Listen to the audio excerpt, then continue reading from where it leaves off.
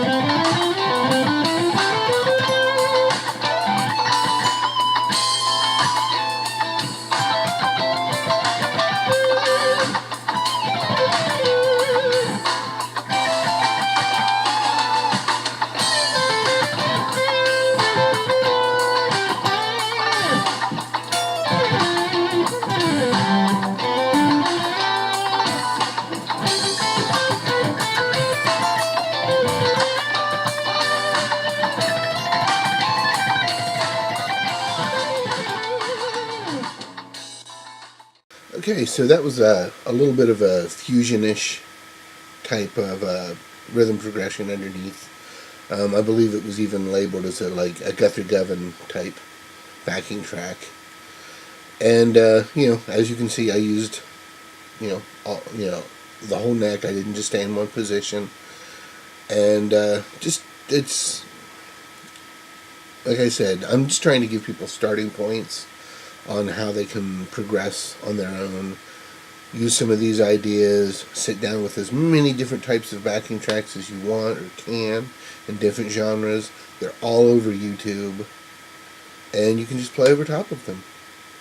So I also did one in E minor, and I'm also playing my Chapman Guitars ML1 in this one. So you can get an idea of what that sounds like. Alright, well here's that.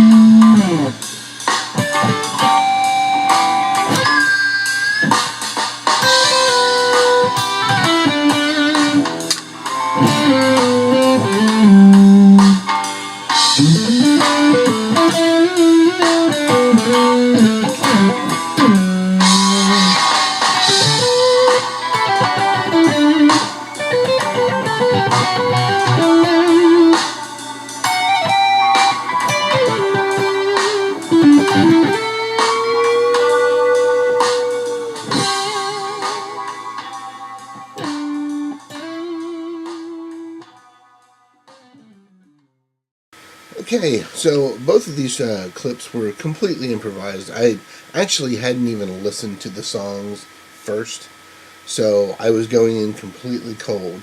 And that's a good thing to do because if you are jamming with other people, you often don't know what they're going to do. They may say, okay, I'm going to play in the key of A, but you don't really know what chord progression they're going to play. So, you can start out by using, the scale, but often you don't know what notes you need to hit on until you've heard the progression go through once or twice, because they may be using some variation in that key. Because remember, there are 7 different chords that they can use in a given key. So, if they're using root 4/5, great. But if they're using root 3/5 or, root 2/5, there's so many different ways that they can play within a key, and all the notes that out of that scale pattern will work. But if they're using, maybe they're not ending on the root. The progression doesn't start and end with the root of that key. Like if it's an A, they may not start the progression in A. They may start it on the 5th of that scale. So that would inform how your phrasing goes.